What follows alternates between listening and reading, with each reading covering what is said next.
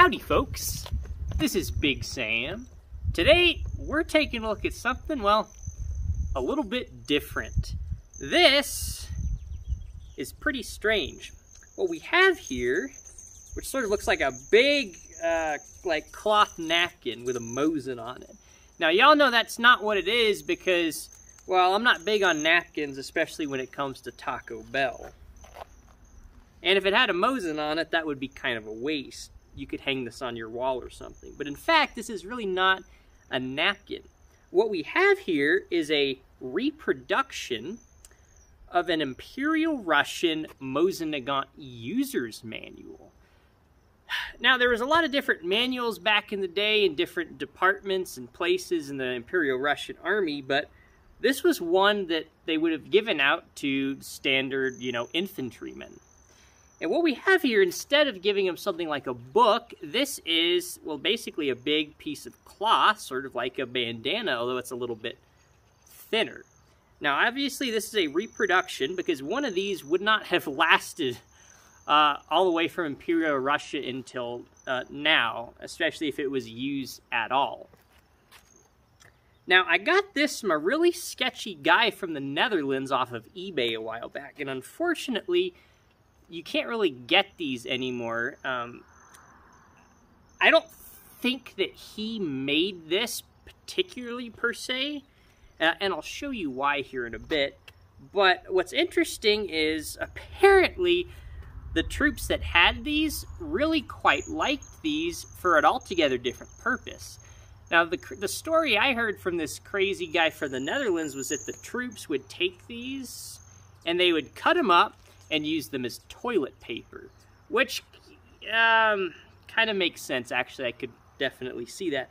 So, these aren't really at all available as far as originals go, and unfortunately, I don't really know who makes these. It seems like this is Russian. We'll look at that here in a second. But if I do find any more of these for sale, I will maybe have to make a video or something to let y'all know, because it's really interesting. And we can see here it has all these cool depictions, and a lot of other weird stuff going on. So right now, let's go ahead and move this over to a table where I can kind of spread this out, and so y'all can actually see exactly all the weird and cool stuff going on this Mosin napkin. Let's take a look. All right, that is way better. So as you can see, it's sort of a windy day, and I've had to secure this guy with some rocks. So hopefully he's not gonna blow away on us. So there's really two big sections here. We have the inner section and then the outer section. So first of all, the inner section. We can see here, I could get a little bit closer for y'all.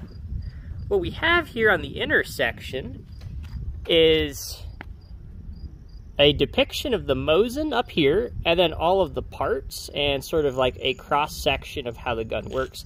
Really, really cool.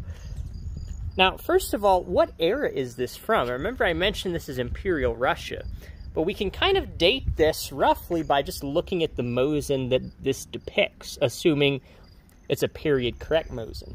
Now, first of all, we see our old style socket bayonet right here, just like we have in our giveaway. That's right, we're actually giving away a bayonet that looks just like this on June 6th of 2022, so make sure y'all go check out that video, put a comment on it, and you'll be entered to win an old style bayonet that looks like that. But also the rifle, we can see there's no recoil lug here in the stock. We have our magazine swivel, and this is clearly an M91 rifle based off of these barrel bands with the screws, and we can see we have our sling swivel here at the front. We do have a handguard, and we also have our original style flat rear sight right here. Really interesting. Our bottlenose cartridge. So all of these things together, and that little thing right here, also, that's a grease hole. We'll talk about that in another video. Tell us that this is a pretty old Mosin. How old, though? Well, our best guess is that this is post-1893 because there's no little finger rest here on the bottom of the stock. They did away with those in 1893, and they also added the handguard to the M91 rifle in 1893.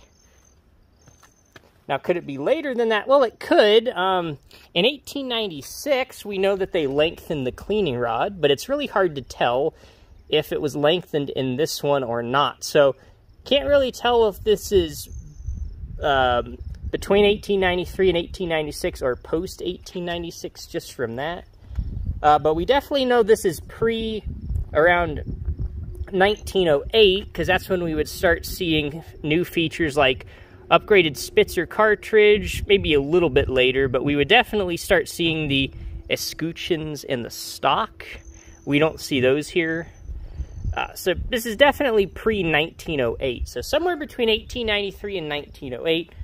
Kind of a long time span, but this is definitely pre-World War I, so really interesting. Now we do have here in Russian, and I can... let me move this in a little bit closer so I can show y'all what it is we're talking about here. Okay, so we have this guy in Russian here. Now this says Rifle Disassembly right here. Okay, and I thought this was misspelled at first because this is supposed to be a K, and I thought that was an H, but no, that's actually a K right there. And I don't know if it originally looked that similar to an H, or I guess an N in Russian, but that is a K. And then over here, we have Sporka Vintovki, which which is assembly. So we have a disassembly over here. This describes the steps to disassemble the rifle. And then over here is the steps to assemble the rifle. And we can see we have all the different parts here. We've got even the little extractor. See that? That is an extractor, so that's really cool. Have our old style cleaning tool. We have both sling swivels, our Type 1 style M91 barrel bands, and there's our really neat cross section showing the disassembly of the rifle and how it works on the inside. There's a lot going on here, so this is the first thing, really interesting. Now, on the outside, we see all these interesting murals and depictions with descriptions. And I haven't had the time to go through and translate all of these, but clearly what we see here is different soldiers in different use cases with Mosin rifles. And we see here on the edge, we have, of course, our Imperial Russian crest with the two-headed eagle. Remember from Legends Never Die Episode 1? That's actually an old Byzantine symbol that the Russians kind of inherited. A lot more interesting depictions of soldiers with Mosins here. I don't know what that is. That looks like two guys in prison laughing. I guess that happened a lot back in the old times in Russia. Looks like we've got a guard there. Maybe some dragoons. A lot going on here. There's one other interesting thing right here.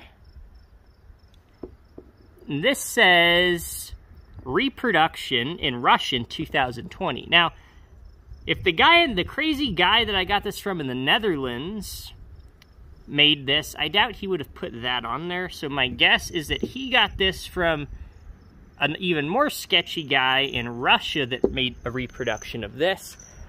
I don't necessarily know, that's a hunch, but it seems like a valid hunch to me, given that that is in Russian.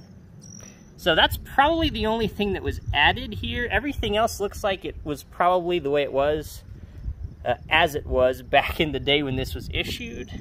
And thankfully, I'm happy to say no one, to my knowledge, has yet used this for toilet paper. Although we probably got to a point where we were pretty close back a couple years ago in the great toilet paper shortage of 2020. You know you have a toilet paper shortage problem if you're breaking out napkins that depict Mosins on them for toilet paper. That ain't no good, folks. So really interesting. I like having this piece around. This is a really interesting piece of history, even if it is a reproduction. And I don't really like having new or original pieces like this, because, I mean, look how flimsy this is.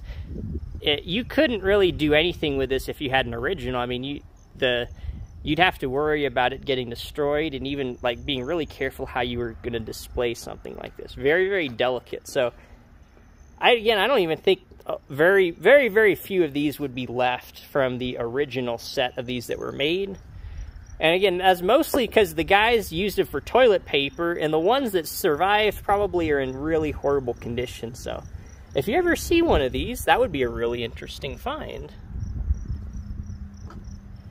Well, maybe we can do a giveaway or something in the future with one of these. Again, if I find more of these come up for sale, I'll let y'all know. Maybe we'll have to make like a custom email list. So if this is something you're interested in, feel free to send me an email, and I will reply to you if I find any more of these come up for sale.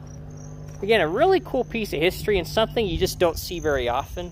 Anything related to Mosins from this time before World War I is pretty strange and uncommon to see. So anytime we can help show and preserve old historical objects like this, we can.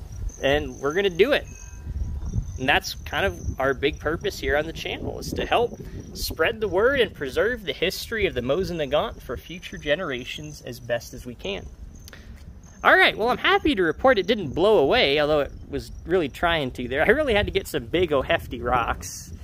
I had some smaller rocks in the wind. I almost just take... Yeah, see that? It would just take it and throw it off, so that ain't no good. This thing definitely wouldn't make a very good paperweight. Alright, well, thank you guys for watching. I hope you enjoyed taking a look at this cool Mosin napkin. Maybe they'll make a Taco Bell variant to one of these, who knows. If y'all like more Mosin Nagant content like this, please consider subscribing. Let me know if y'all got any prayer requests, and we'll see you next time.